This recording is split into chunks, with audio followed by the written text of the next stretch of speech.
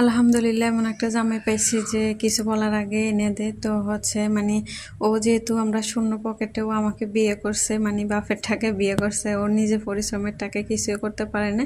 তো তখন মানে ওর বাপে আমাকে যেটা দিয়ে আনছে বা আমার বাবা থেকে দিছিল, তো ওটা দিয়ে হচ্ছে কোনো রকম বিয়েটা হলো আর কি। তো এখন ও হচ্ছে নিজের পরিশ্রমের টাকা দিয়ে আমাকে আস্তে আস্তে সব মানে একে এক এক সময় এক একটা কিনে দিতেছি। এটা দেখে উনি আমার এত আনন্দ হইতেছে, আবার মাঝে মাঝে কষ্ট লাগে শ্বশুরবাড়ির মানুষ থেকে কথা শুনতে না। তো যাই হোক, মানে আস্তে আস্তে সব কিছু কিনে দিতেছে। এই যে সেন্টটা কিনে দিছে আর কি। তো যেহেতু এখনো অনেক অনেক দাম, তারপরে হচ্ছে ওকে কিছু বলা লাগে না, ও আমাকে এই জিনিসটা কিনে দিছে।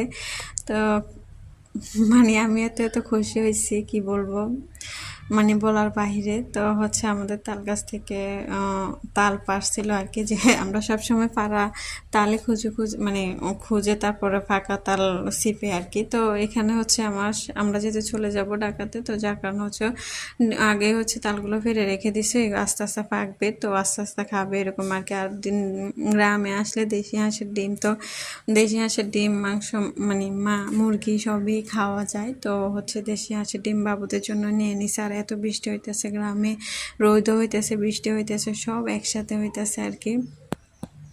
তো সব কিছু মানে মিলে চলতেছে। তো এখানে আবার হচ্ছে নিম পাতা অনেকগুলো পারছে, এগুলো হচ্ছে আমার শাশুড়িরা খাবে বড়ি বানাইয়া।